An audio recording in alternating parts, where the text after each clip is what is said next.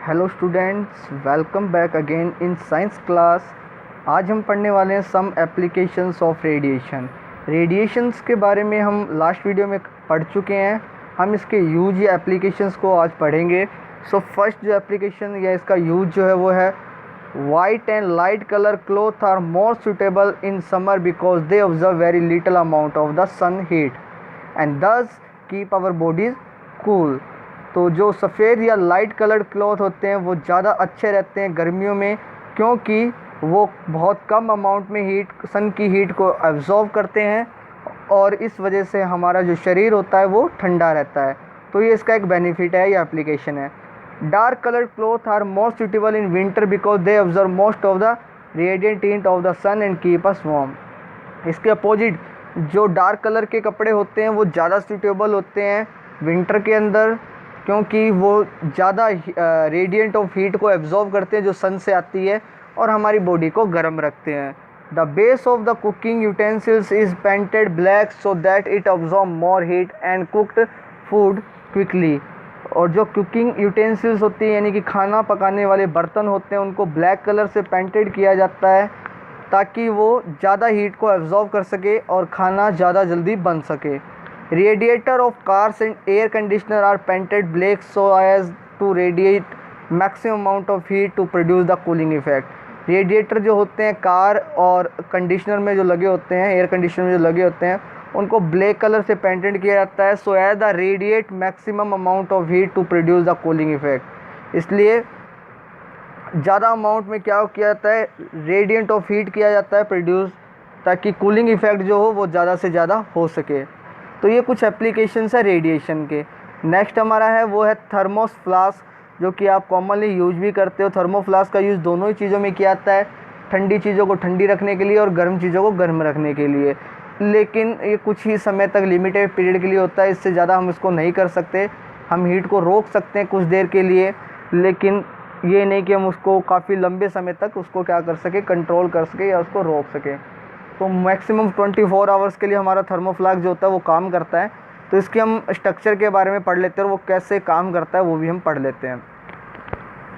A thermos flask is very good example of how heat lose by the all three modes of heat transfer.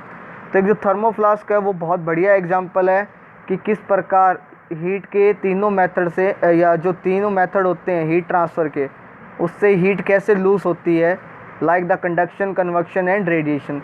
तो आपको थर्मोफ्लास्क से ये idea लग सकता है या आपको पता चल सकता है कि हीट किस प्रकार से लॉस होती है, वो जो तीनों मेथड जो हमने पढ़े हैं उसके ज़रिए। Let us see how this is done. तो देखते हैं ये किस प्रकार होता है। The flask consist of a double walled bottle made up of thin glass. तो जो फ्लास्क होता है वो बना हुआ होता है डबल वॉल्ड बॉटल से, और ये बॉटल जो बनी होती है वो पतले ग्लास से बनी होती है, with the inner surface of the wall silvered. और जिसमें जो अंदर की सतह होती है या अंदर की जो वॉल होती है उसको सिल्वर किया जाता है, या वो सिल्वर होती है, सिल्वर पेंटेड बोल सकते हो आप। Air is pumped out of the space between the walls. ये जो वॉल्स होती है इसके बीच में हवा को पंप किया जाता है या हवा को भरा जाता pump out. Air is pump out of the space between the wall of the create vacuum. हवा जो होती है इसको पंप आउट किया जाता है, बाहर निकाला जाता है। इन वॉल्स के बीच में जो हवा फंसी हुई होती है उसको बाहर निकाला जाता है और वैक्यूम बनाया जाता है। वो इसलिए किया जाता है ताकि कंडक्शन के जरिए हीट का क्या ना हो सके, ट्रांसफ़र ना हो सके। ओके, कन्वेक्शन के जरिए, कंडक्शन नहीं, कन्वेक्शन के जरिए। This is also reduce the heat loss due to the convection since there are no air molecule to carry away the heat. तो ये क्या कर देता है, कन्वेक्शन के जरिए जो हीट का लॉस होता है उसको कम कर देता है, क्योंकि इसमें हीट को ट्रांसफ़र करने के लिए एयर के मॉलिक्यूल होते ही नहीं। Heat loss due to the radiation is minimise by making the surface of the jar highly reflective. और जो हीट का लॉस होता है रेडिएशन के जरिए उसको कम किया जाता है bye making the surface of the jar highly reflective. Jar की जो सरफेस होती है उसको बहुत ज़्यादा रिफ्लेक्टिव बनाकर जो आपका रेडिएशन के जरिए हीट का लॉस होता है उसे कम किया जाता है, बहुत ज़्यादा हाईली रिफ्लेक्टिव बना देते हैं। इसलिए जो मोस्टली आपका थर्मोफ्लास्क होता है वो सिल्वर कलर में आपको नज़र आता है, क्योंकि वो हीट को क्या कर सके, ईजिली रिफ्लेक्ट कर सके। रेडिएशन को क्या कर सके, कम कर सके। So that heat radiation are reflected back into the jar. तो इस प्रकार से जो जार होता है वो हीट रेडिएशन को क्या कर देता है, वापस से फेंक देता है या वापस से लौटा देता है। The mouth of the flask is close with the cork और प्लास्टिक। और जो माउथ होता है फ्लास्क का उसको बंद किया जाता है कॉर्क से या प्लास्टिक से।